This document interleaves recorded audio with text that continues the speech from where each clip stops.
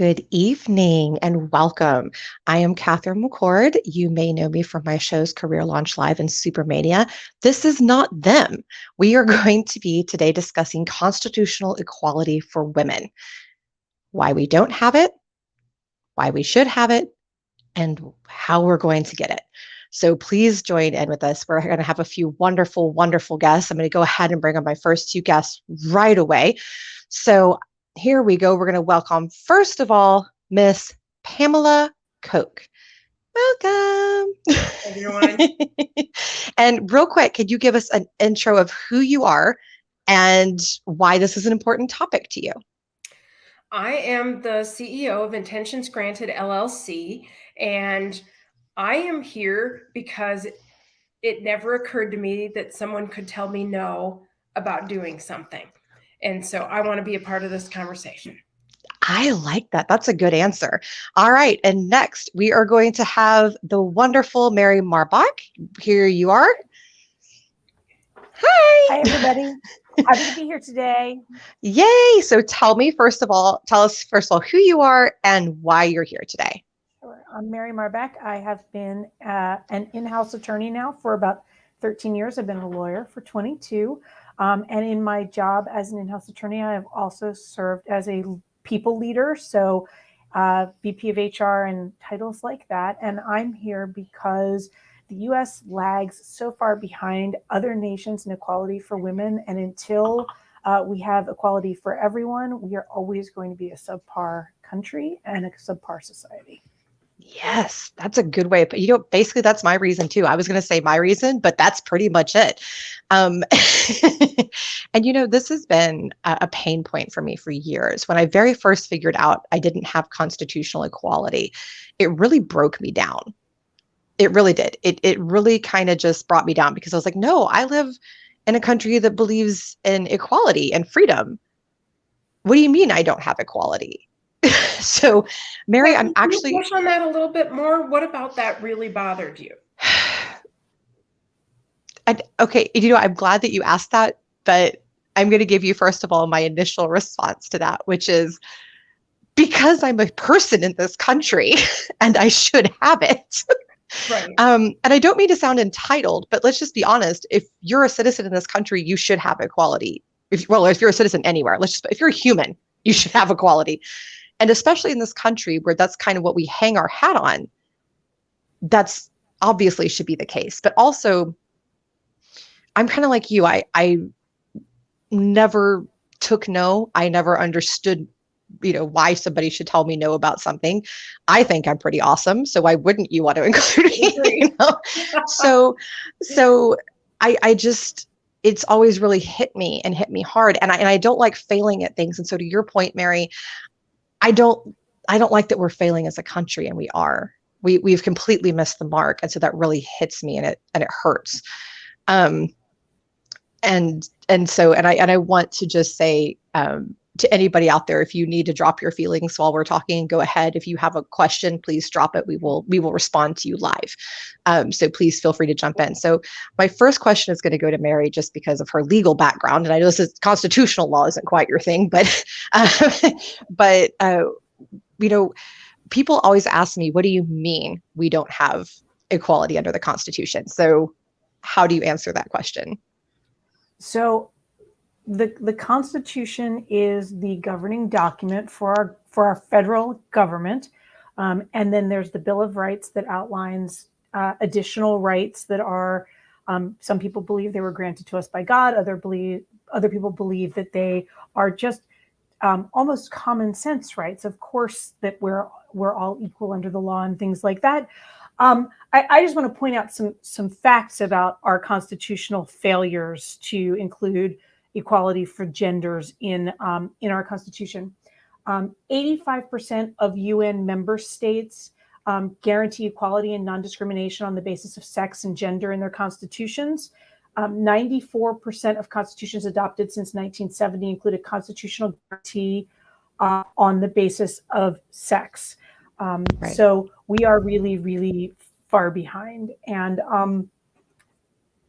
I think I want to take a step back here and say this from the beginning as I look at this panel and I see, women, but white women. I want to say that as much as we talk about, equality for women, we have to acknowledge that we as white women have privilege that other women don't have. And so I think in some ways we real quick.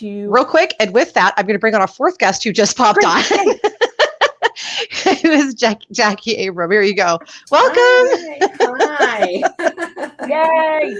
Hello. Can you hear me okay? Yes, we can. So real quick, just tell us who you are and why you chose to be here with us today to discuss this topic of constitutional gender equality. Okay, well, my name is Jackie Abram. I am the author of an international best-selling and award-winning book called Hush Money: How One Woman Proved Systemic Racism in Her Workplace and Kept Her Job. And Hush Money is much more than just another book about systemic racism.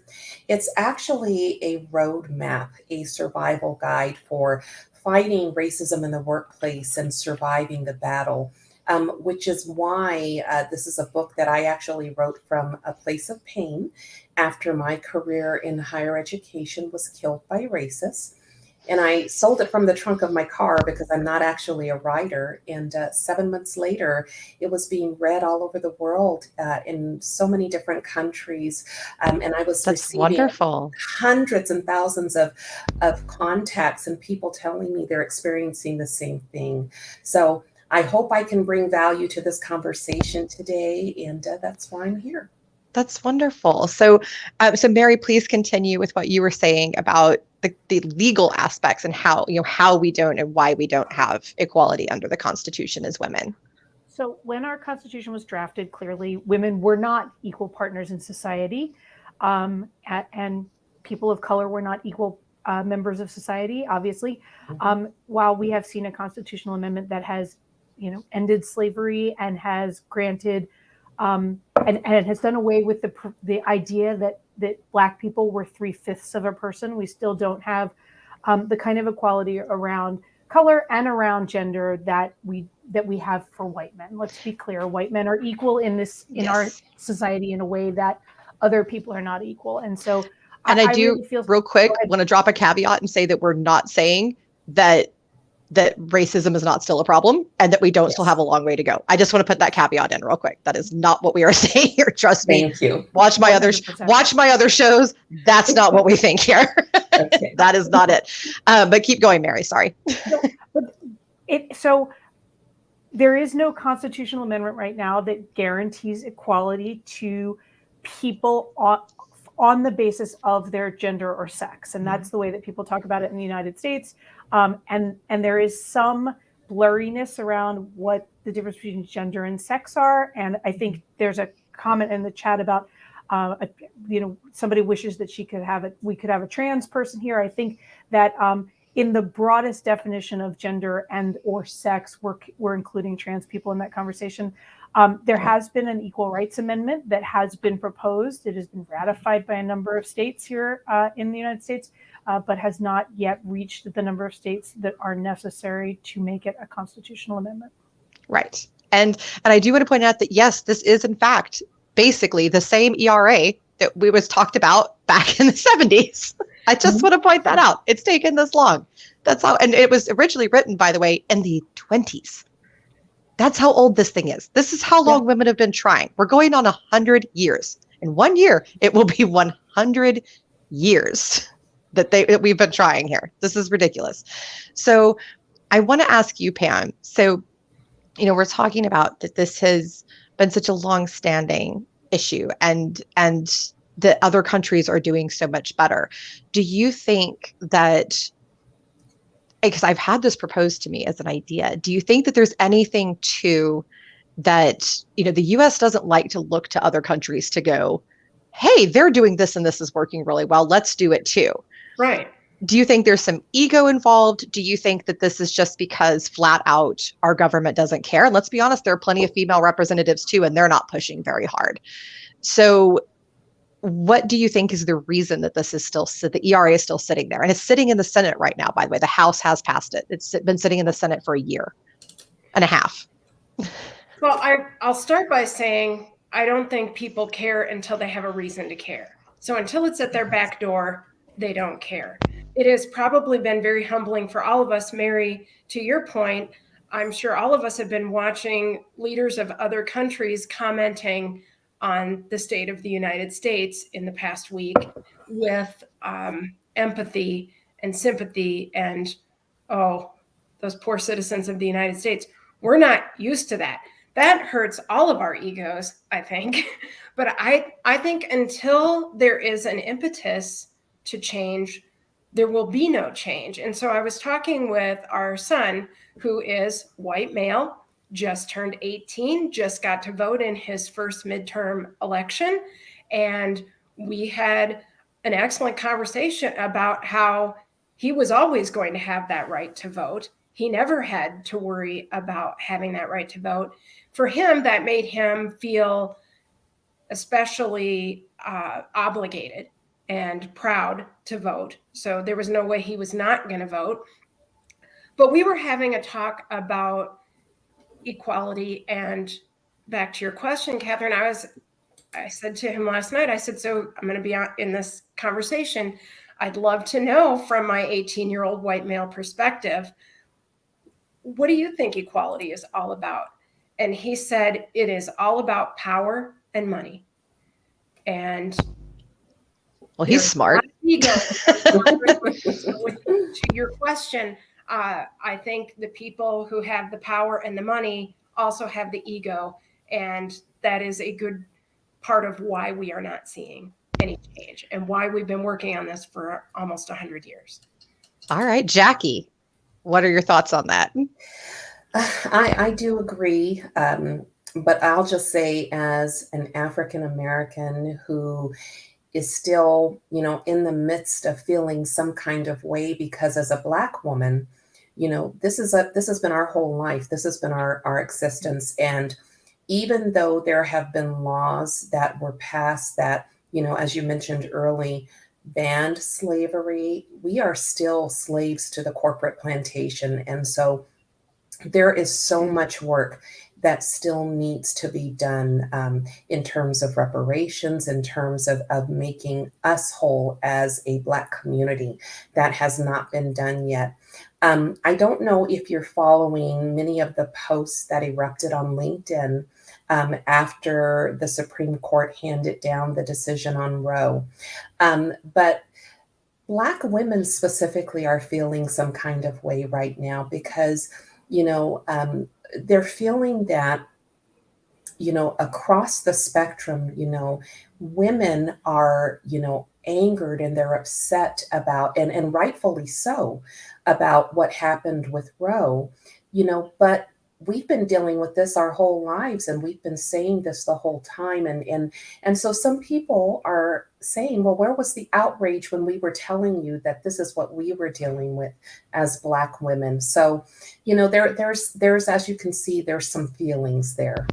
Oh God. Yeah. And I want to take a minute, first of all, to focus on what you said there at the end, because I think a lot of people don't realize that the mortality rate for Black women giving birth is exponentially higher than with white women, and there's actually is no biologic reason or anything for that. It's due to lesser care and less likely to be believed. This is fact. Okay, no, this is not debatable. So if you start arguing this in the comments, we're just going to ignore you. I just want you to know.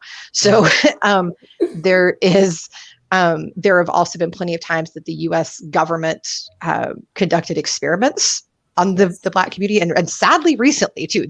We're not talking like back when Jim Crow was the thing and all that. That's not what we're talking about. We're talking about even recently.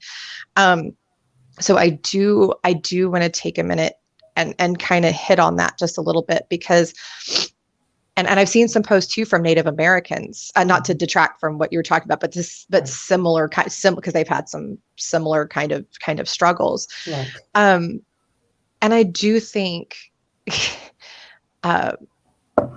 it's something that's bothered me, and I can't relate to the struggle of these communities, but the one little piece that I can relate to is I've been frustrated about this for years. So I'm like, where have all you people been? So when I think of what your community is experiencing and other communities that are particularly, um, struggling right now, including the transgender community, which was brought up earlier, Yes. I can't imagine like that extra frustration. Like I'm just over here going, this has just been bothering me. I don't have the history of, and my people and my relatives and my friends and well, I mean, I do have some family that are Black people, but that's, but it's still not the same thing. And Right. so I do want to take a minute. So can I ask you from, and I know you don't speak for your whole community, but as white women, what are some additional things that we can do to consider the feelings of other people and other races right now while all of this is going on? So there's so many different ways that you can educate yourself and empower yourself to be that ally to the Black community and to other marginalized communities. For me specifically, I wrote Hush Money because I wanted to turn my pain into power for others to learn from. And what's interesting about Hush Money is that 50% of the people who buy and read this book are white. And what they tell me, it's amazing. And when I read the reviews are what keeps me going. Because when I can tell that someone who has never experienced what we deal with living while Black and working while Black, when they step into our shoes through Hush Money and they spend time following Ebony's 5-year journey, when they come out of that journey, their ideas about what we experience are changed. Mm-hmm. And for me, that has been probably the most therapeutic experience, to not only know that I'm helping people in the Black community, and quite frankly, in all communities where you are experiencing discrimination, because the methods for fighting back are the same. But when a white person says to me in a review that they were involved in white supremacy and that they wanted to improve their education just to really understand the impact of what they were doing, and that Right. they read my book and it changed them, to me, you just don't get better therapy than that. And so that's what I suggest. I suggest reading books that are written by Black folks who actually used their trauma and turned that trauma and that pain into power for you to learn from. I love that. And actually, the same can be said specifically for Black women in this case, and also for women, since we're talking about women and constitutional equality, mm-hmm. the same thing there for men. Yes. So A, definitely do that for your racism. Trust me, it mm-hmm. will benefit you. I can speak from personal experience. Yes. And then B, and it's going to hurt a little. I'm just going to give you a caveat. It's going to hurt a little, but it's okay. That's good pain. That's growing pain. Mm-hmm. But do the same thing with women right now. Do the same thing with women. Just listen, learn, understand the other side. And I do want to say too, you see a lot of the people that say, you don't have a uterus, be quiet.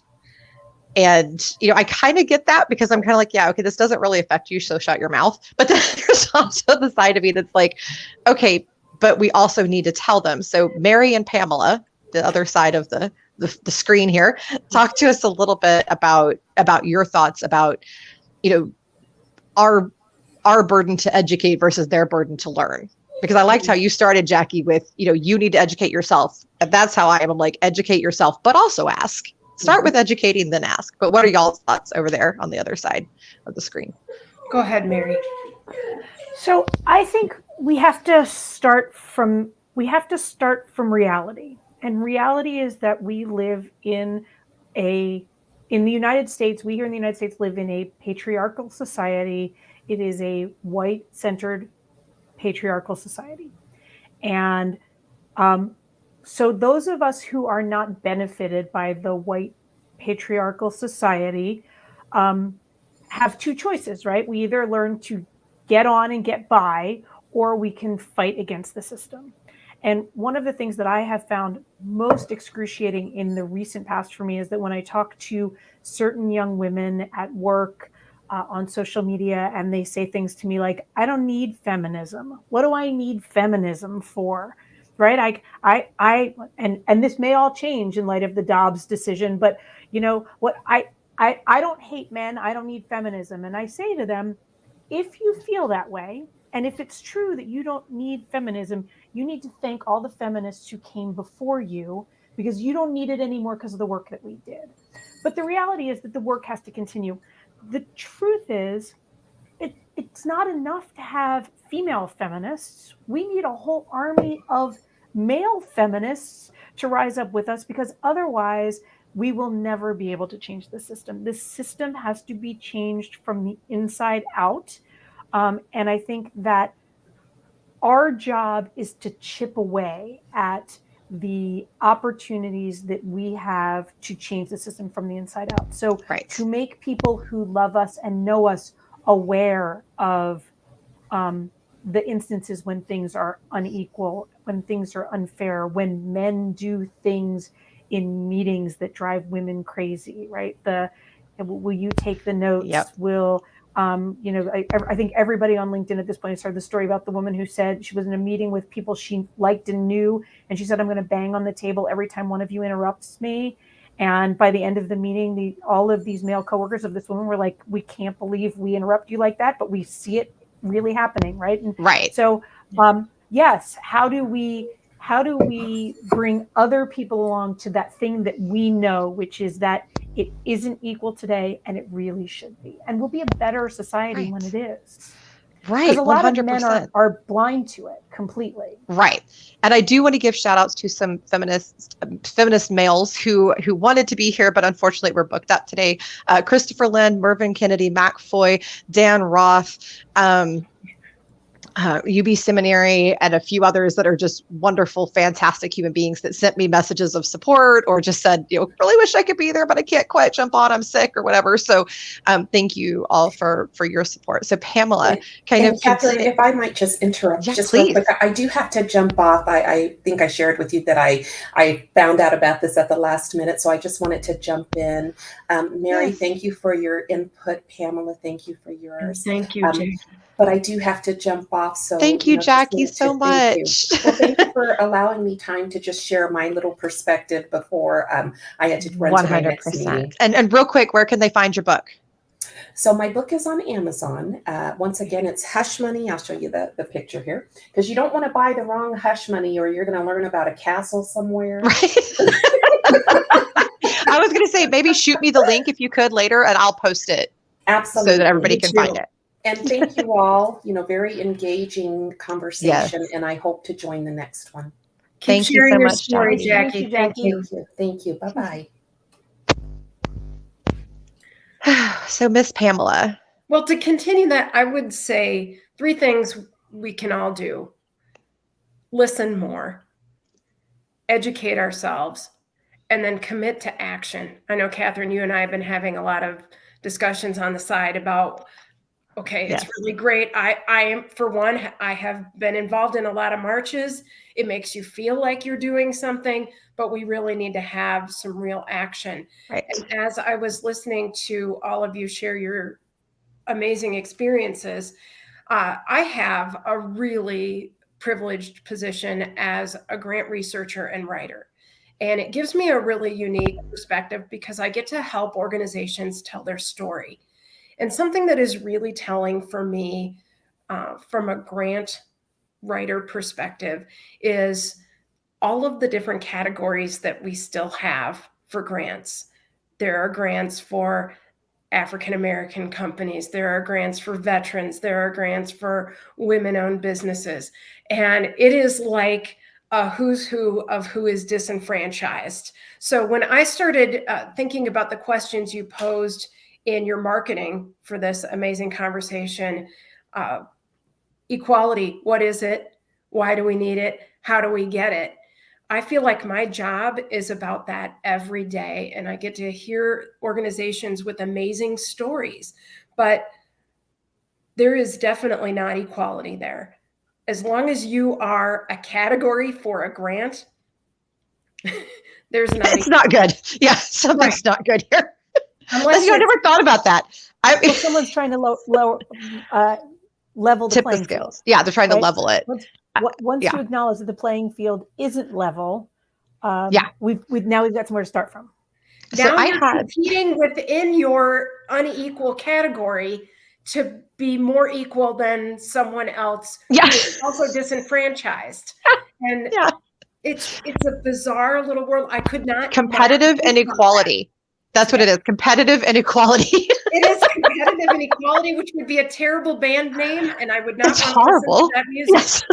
Do not. No, that'd be terrible. Now somebody's going to start that band, and we're going to be responsible. So, Summer Olympic sport. There you go. That's funny. I want a drawing of what that would be, by the way. Competitive inequality. So, well, we all got to start down like in a hole, right? Okay, but different size, like different depths of holes. Probably. We probably have like our shoelaces tied together. Yeah. That's how that's going to go. I like that. I like that sport. So, I've speaking of humor. So my husband sent me this comedian the other day trying to cheer me up because I was just livid the other day, as you can imagine. And so he sent me this comedian who kind of the crux of his whole routine was because I can't believe that equality is a stance that people have. He goes, just think about that. He goes, somebody goes, I think everyone should have equal rights. I think everyone should be equal in this country. Somebody else goes, nah, son, I don't agree. I just died. I was like, yeah, that is crazy. Like, how is that something that comes out of your mouth?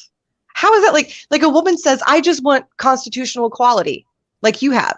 And people go, no. More likely they say you already have it. Yes, which cracks me up. And I'm like, okay, where? Show it to me. And they can't. And it's interesting too, because a lot of people say, okay, well then how do women, have all these rights? And they think it's under the Constitution, but it's not. Like people thought Roe v. Wade was in the Constitution. I'm like, no, it is not. So there's this lovely little thing called substantive due process. Okay, substantive due process. And basically the very, very short version of Mary, you can probably help me out with my language on this a little bit, but the very, very short version of that is that basically because the grand concept is because the Constitution can't possibly account for everything, especially when it was written hundreds of years ago, that if something is essentially a human right, then you can make a law for it. Give or take, Mary, is that about? Yes, give or take. Give or take, yeah. The idea is that there are compelling interests between an individual's freedom and the state's right to regulate certain behaviors, right? And so what is the balancing act between an individual's freedom and the state's compelling interest to regulate that? Right. And that is how we got things like the Loving Law, which is about interracial marriage. And it's also, by the way, just going to throw this out there real quick, that should be the romantic holiday that we celebrate. Valentine's Day is stupid. Yay, Loving Day. So anyway, so that's my one little sidetrack.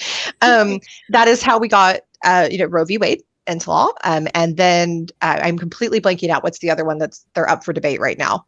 Obergefell, which is the gay marriage case. Yes. And the Connecticut versus Griswold, which is the Griswold, contraception. Yes. And then there's also one in Texas about sodomy.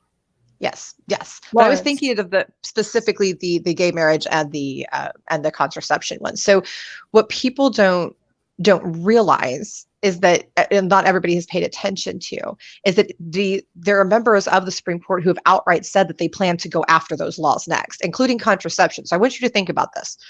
So birth control, the thing that everyone says, well, you shouldn't have to have an abortion because you have birth control. So whenever people stop and they go, and people were very upset about Roe v. Wade, and they were saying, oh, it's unconstitutional to get rid of this law. And I said, actually, it's not. And one of the biggest arguments that they can make is women do not have gender equality under the Constitution. There is, so what's to stop you from making a law that regulates their bodies? Now, I don't want to get into the abortion debate. That's not why we're here. But I want to explain, I want people to understand that that's why this is so impactful for women too, because now it's scary. It's okay. So now you're doing even more. It's not just the healthcare concern. It's the, oh God, what else are you going to take away from me? And in a society where women still sometimes have to have signatures from their husbands to have surgeries that they need. And yes, that's actually common, by the way. I'm just going to throw that out there. Mm-hmm. It's frightening. It's really, really frightening. So I want to hit on the emotions a little bit. So Pamela, what are some concerns that you have without gender equality under the Constitution for women? Or for everybody, I shouldn't say for everybody, just gender equality for everybody. I think it's that avalanche effect. It's a slippery slope. So if it starts here and people are comfortable with that as a society, where does it stop? And I think that's the part that is terrifying. And in the conversations that I have had with people over the past week, and I'm going to bet everyone involved in this can probably echo that. So where does it stop? If I don't have control and the right to say what happens to my own body, and if I can't choose whom I love and have that recognized, where does that stop? And Mary, going back to your point from the beginning, with 85% of UN nations supporting constitutional equality, how come we can't figure this out and other countries can? Other countries have had this conversation without it being such a slippery slope. But I think we're in a very precarious situation where we just don't know the parameters of what all can happen. And that's the part that terrifies me the most. So I actually think I come at this from a slightly different perspective, which is that I think of some of our rights that are enshrined in the Constitution as being aspirational rather than actual. So when I think the 14th Amendment that outlaws slavery was passed, I don't think that instantly created an equal playing ground for people who had been slaves the day before. And, the fact that we celebrate Juneteenth is a pretty good example of the fact that slaves weren't instantly equal citizens under the law when the 14th Amendment was entered into, and they're still not today. But I do think that there's something very aspirational about saying we are a society that values equality and that strives to a reality where men and women are more equal participants. I think, I said it earlier, we live in a patriarchal society, and passing an equal rights amendment is not going to dismantle the patriarchy, by magical constitutional fiat. But it will start to change incrementally how men and women are perceived, and would start to create a background of jurisprudence that would lead us to a more equal union. Yes. And I agree with you, by the way.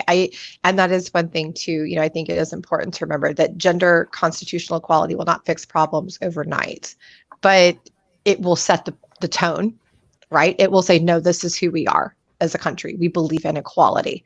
That is who we are, period, end of story. And then to go on from there is so very important. And I did reach out to one of my transgender friends who unfortunately could not be here today. And she was telling me, she's right there with you. She's like, no, things can't be fixed overnight, but if we could just have a blanket, just no discrimination based off of sex, off of gender, off of, just no. And I would like to see it also include, sexual preference and all of that. I would love to see that. I think that that's important, but right now we're focused on gender equality. But I think one of the things that gets me too is I've had, just so that people understand, people are like, oh, there's nobody against gender equality. So aside from the groups who are actually organized against this kind of thing, such as the Proud Boys, who are a disgusting group of human beings who get together and have decided that women should go back to like the 1940s, should not have equality, should not have their own bank account, should not have jobs, any of that kind of stuff. There's people like that. But then it gets even more slick than that. And that's what gets me. So in the last several days, so the first 4 days after Roe v. Wade was reversed, I had 4 men overtly argue with me, not like I took it a certain way or anything, that overtly argue with me against gender equality. 2 of them are people that were in my life, which I don't know what they were thinking. They knew who they were talking to. But these are, well, I should say they're relatives that I haven't seen in a long time, but that have been in my life for many, many years. So there are people out there with, and you know, people always go, oh, I'm not a sexist. I have a wife. Basically every sexist in history had a wife. Son, calm down. That's not a qualification. That falls under the same, like, you know, I'm not racist because I know a Black person. Well, good for you. That doesn't fix the problem. You know, there are misogynists that have daughters. There are misogynists that, you know, are in positions of power in a company. There are, and this is a problem. And again, not that that's going to get fixed overnight, but wouldn't it be great if as a nation we said we're going to start working towards fixing that? Oh, and by the way, you cannot pass laws against somebody because of this, and you cannot take away their autonomy, and you cannot, you know, make these ridiculous requirements of them for basic medical care. Wouldn't that just be great? If we could just get to that point as a society, it would be so great. So how do we get there? That's kind of the last piece of the puzzle. So we should get there because we're human beings. We're citizens of this country. We pay our taxes and all that. We should have equality to everybody else. So how do we get there? What are the steps to be taken? I'm going to start with Pam on this one. What do you think? Yesterday, I was reading a great newsletter from an organization that I really respect. And Marie Medina, who's the grassroots fundraising manager at the Chinook Fund. And they're a great philanthropic organization. And she wrote, "Hope is not a feeling, it is a discipline." And I really love that sentiment. And so when you ask me, what can we do? We can be disciplined. If we want to have that hope, if we want to work toward real change, then we have to be disciplined about it. And so I think being intentional, being organized, but it still comes back, I still think it comes back to listen, educate, act. And that is the discipline that is involved. And I give you credit, Katherine, for listening to those voices in your life. It makes me nervous to think about if something like the ERA went to a popular vote in today's political climate. Right. What would we learn about our nation from that vote? And that is why I think it's important to be disciplined in the media we consume, the conversations in which we take part, and how we convey those messages. Absolutely. And vote. And vote. Yes, please vote. Please. And for people that support gender equality. And you know what? You specifically ask that. Find out. You can get on Congress people and Senate people's websites and find and ask. If it's not posted, ask, how do you feel about gender equality under about the Constitution? Ask people who are that want to go into the Senate and go, okay, so the ERA has just been sitting there for a year and a half. What are you going to do about it? You know, are you, and when it finally comes to vote, when it finally comes time, because I know the Senate majority leader has to push it through and all that, how are you going to vote? You know, just put it out there to them. Mary, what are some of your thoughts on what we need to be doing to make this happen? So I think much like people of color cannot dismantle a system of racism without the help of allies on the other side, women are not going to be able to create a world of equality without allies who are men. And I think that everything that we can do to encourage our male allies to speak up, to stand up, to call out men behaving badly, will help a lot. And I think that I think that the younger generation, and when I say that, I think I show my age a little bit, but I think that younger people are more equal, in particularly in how they view gender than people my age and older. And I think that they are much more sort of elastic in their understanding of gender. And I think that that changes how they perceive equality, which I think is awesome. It's our job to make sure we don't leave this country too fucked up for them. And I worry that we've done a bad job of that. But some of you may have seen my LinkedIn post on Father's Day. I grew up the daughter of a man who would have never described himself as a feminist, but clearly was. I was my father's first child. I am his only daughter. He has 2 sons, but he never treated me like I was just a girl. He taught me how to build and change tires and talk to me about spaceships and Richard Nixon's impeachment. And today he talks to me about politics and other things. And my father was an entrepreneur and he had his own businesses. And I remember being 19 or 20 and coming to his office one day, and he said, "Oh, I'm having a meeting with the executive team. Come on in." And I was struck by the fact that he had sitting around a table an executive team that was like 75% women.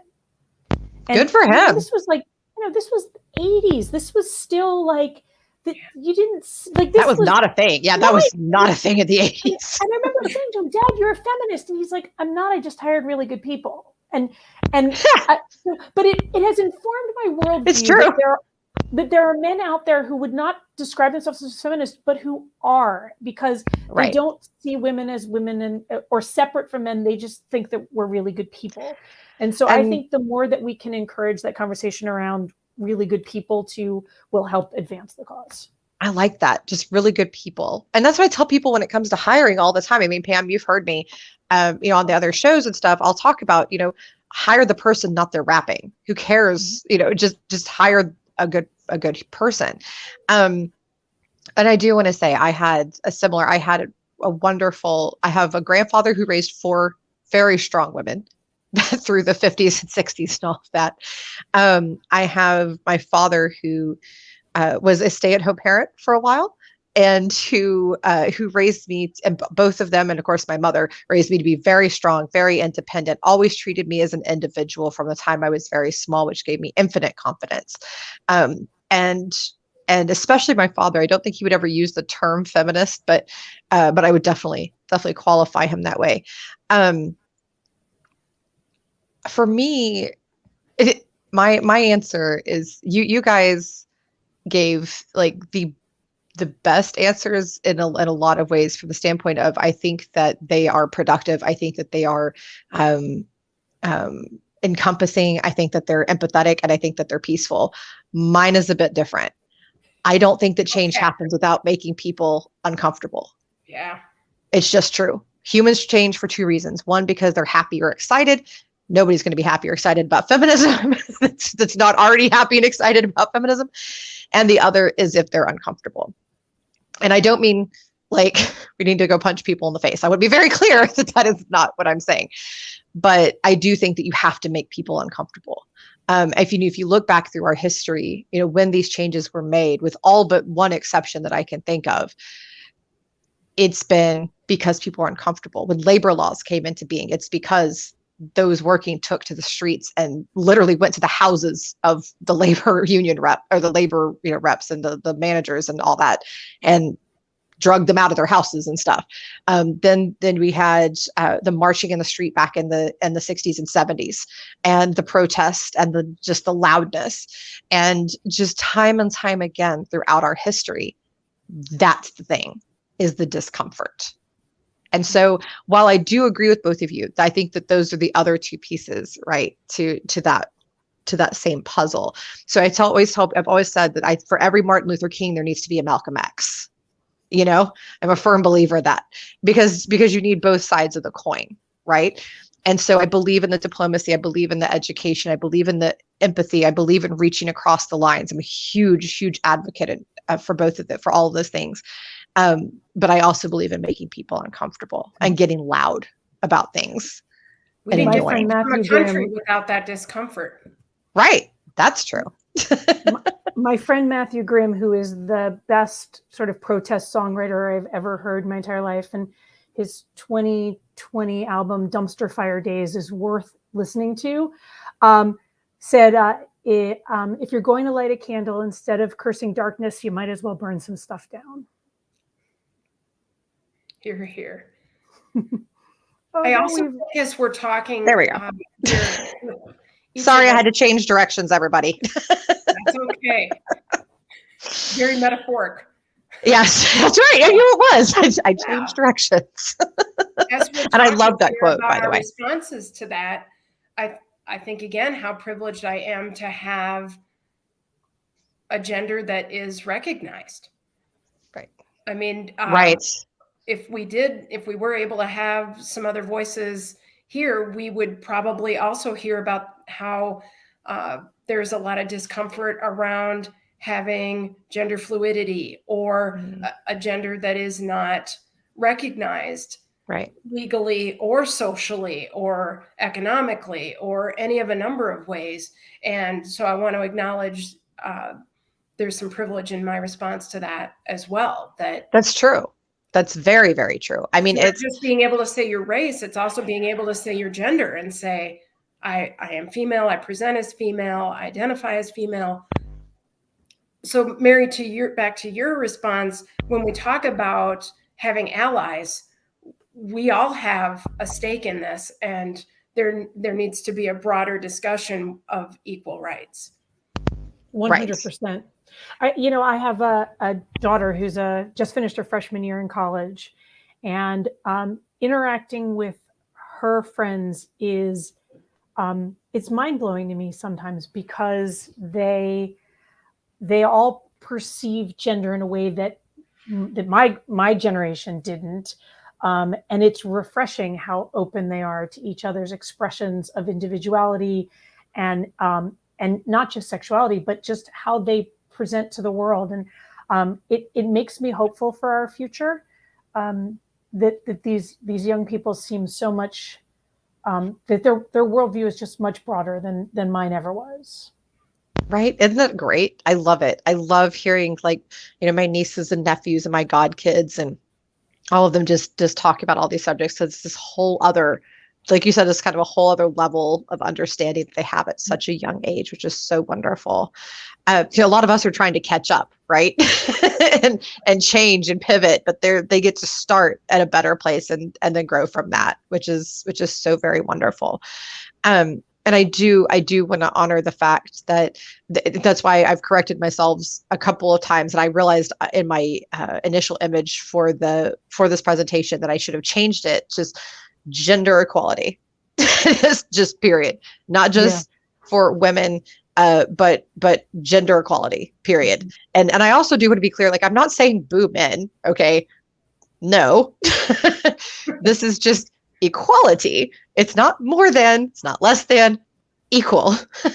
Look at the little sign over there in our corner. Equal. That's the whole thing. It's not pie. Yeah. It's not pie. It's right? not pie. More equality for me doesn't mean less equality for you. No. There's enough equality for everyone. Yes. And I do want to say it has been really funny to me, some of the things that I've seen people put in comments, because you kind of see these people and you're like, how do you put your pants on in the morning that's how you think? Sometimes I think, do you know that people can read what you just said out loud? Yeah, you do know that other humans are seeing this, right? Just said that out loud, and people can see that you said it out loud. Somebody you work with might see this. This is embarrassing. Well, like, I literally saw somebody say the other day, if women have more equality, men will fail.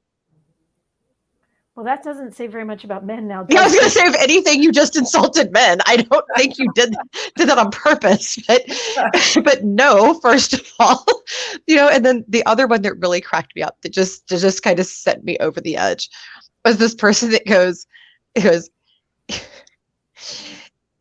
if you believe in abortion, you are a literal demon and you need to be exorcised. And I was like, whoa.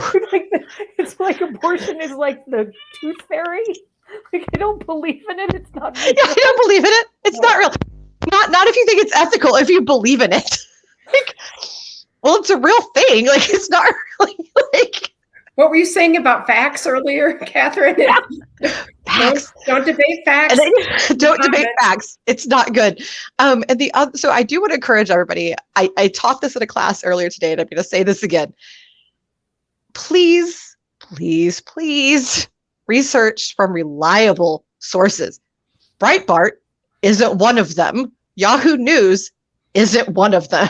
Memes, for the love of God, and yes, I have actually had people try to quote memes at me, are not reliable sources.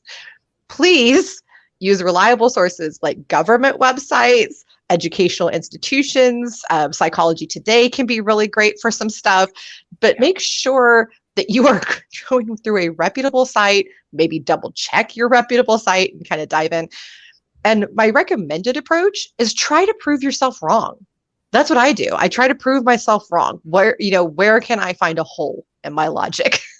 But as you're digging through things, please do that. And I do want to say, as somebody who works in an HR type capacity, I don't care what your opinion on abortion is. Okay? When you're at work, keep it to yourself, please. Do not create a hostile environment for everybody else. And that goes for leaders, that goes for people at a quote worker bee level. Don't do it. Don't dive into that at work. That's not something that people need. Trust me, we all need breaks from that right now. So work may be somebody's safe haven, so please stop. And as a woman, if you don't agree with gender equality, if you think that women should have to ask men's permission to have health care, which for years I had people try to tell me I needed to do. If you think that you are somehow better than women, or any other gender for that matter, any of them, go jump off of a cliff. Do us all a favor. The world does not need you. Okay? Women, if you think, if you are of dissension for equality, you're wrong. You're just wrong. History has proven that the more we collaborate and the more we uplift and the more that we create equality, the better off we get. Right. 85% of UN member nations can't be wrong. Right. And that. That's a t-shirt I would wear, Mary. Oh, that's a good. All right. We're going to make t-shirts for that. 85% of UN nations can't be wrong.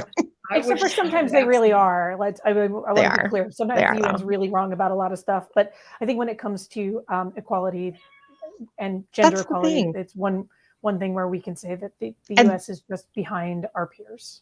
And the countries, by the way, that rank higher than us in gender equality across the board. So not just in terms of constitutional, but just, when looked at, and I'll post this study later. I'm actually going to do a post about it tomorrow. They're all the countries that are ranked highest in terms of satisfaction of their citizens. So the countries that have better education, the countries that have better healthcare, the countries that have gender equality are the ones where everybody's happier. So just think about that. It does say something about you as a society, how you treat your animals, how you treat your people, how you treat workers, how you treat healthcare. All of these things matter. They matter. And we are failing as a nation on so many levels. And this one is so big because over half of our population is non-male. Over half is non-male. And the fact that over half of our population does not have equality is crazy. And the number of people who don't realize that the Equal Rights Amendment is not part of the Constitution. I did some informal polling this week about who thought it was part of the Constitution, and the overwhelming number of people with whom I spoke assumed it was already part of the Constitution. Wow. Yeah. I think it was Stacey Case that sent me a study. It was a poll like that, and it was overwhelming. It was something like 90-something% thought that women had equality. And it was like, nope. or that there was gender equality. The past 4 years have proven how desperately we need civics education in this country. Oh, God, yes. It is stunning the number of people who do not understand what roles each branch of our government plays, what roles our Constitution plays, what roles governors play. It is something we could desperately use in these times. Yes, education. You know what? That's the thing. Education. And again, from reliable sources, please. And I do want to say too, I think a big problem has been female, and I'm just you know what? I am going to call women out on this. I think it's women's apathy. I don't see a lot of transgender, non-binary, all that people that are apathetic right now. So I'm going to call women out for this. Call white women out. White women. Yes. You know what? You're correct. White women. Apathy. Biggest problem we have right now. We are getting in our own ways. We're being apathetic, and we're thinking, well, we're comfortable enough. We're comfortable enough. It's because I don't want to make a mistake. The patriarchy serves us. Yeah. As a monolith, the patriarchy serves us. It's true.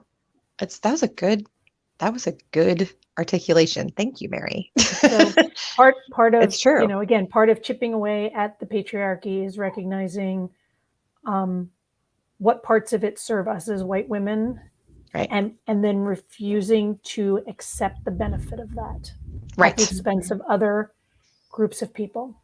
Right. Absolutely. I like that. There again, see, you did a great job. So this is why I had you on. So right before we give final thoughts, I wanted to just say, so I have created a site that's going to be a series of resources is what it's essentially going to be. So it's prioritizeequality.com. So again, that's prioritizeequality.com. When you go there, you'll see there's about to be a couple of other petitions that are already up and going that are petitions to go ahead and get the ERA through. There is a place where you can write to your senators and ask them to please vote for the ERA when it does come to the floor. You can write to to the Senate Majority Leader and ask them to go ahead and send it to the floor instead of continuing to just leave it off to the side. There are resources where you can go donate if you want to help. I'm going to be putting up some events where you can go volunteer, where you can raise awareness. There's some articles on there to kind of explain some different concepts, things like that. And I will continue to post. If anybody wants to contribute to this site, there are emails on the site where you can send those over to me. I will post them as long as I can check facts and all of that kind of thing. So please cite your sources, but send me anything that you want to post on there too. This is not mine. This is ours. This is a place for resources. So prioritizeequality.com. And so before we close out, final thoughts. Let's go. What is for me right to left? Mary, what are your closing thoughts about constitutional gender equality, meaning equality for all the genders? So if you had asked 10-year-old Mary if I would see the Equal Rights Amendment in my lifetime, I would say yes. The Mary that sits here today in her mid-50s thinks no. And that's a really, really sad indictment of the United States of America. It is my hope that in my child's lifetime, we will see equality for women. And I hope I live long enough to see that. I hope you do too. And I hope, you know what? I'm going to hope that you're wrong. I'm not sure that you are, sadly, but I'm going to hope that you're wrong. And that sometime in the next year or so, that darn thing will finally get passed 100 years later. Right. What about you? Or that you live to be 200. Either way, Mary, I wish both for you. No, thank you. Just like, no, I want to be the oldest woman ever. Pam, what about you? Closing thoughts. My closing thought is going to go back to a conversation I had with my husband and our son last night about how the United States is the great experiment. And we need to keep that in mind. It is an experiment. Our son pointed out to me that the average length of an empire is 250 years. And now we have not been an empire, and you could argue whether or not the United States is an empire. But he did get me thinking about the fact that the United States is an experiment. And so we've had the same set of controls for all these years now. It's time for us to take a look at some other variables. And that would be my final thought on this. I like that. That was a good one too. So for me, my closing thought is, first of all, thank you to these two wonderful, amazing women, as well as Miss Jackie, who had to leave us early. She was extraordinary as well. And my final thoughts are, cut it out with the apathy. Stop it. Mm-hmm. Realize that we deserve equality too, and that we need it. And stop being apathetic and get loud and start raising that voice and start making a stink. Lady, it is ladylike. It is ladylike. Get up, make a great big stink, and let's do this. Let's get equality for all genders into the Constitution ASAP. And again, if you're against equality, jump off a cliff. And with that, I wish everyone a wonderful evening. Thank you both again for joining me. Feel free to connect to any of us on LinkedIn, message us, ask questions. If you have any contributions to prioritizeequality.com, please send them my way. Be great, everybody. Thank you for the conversation.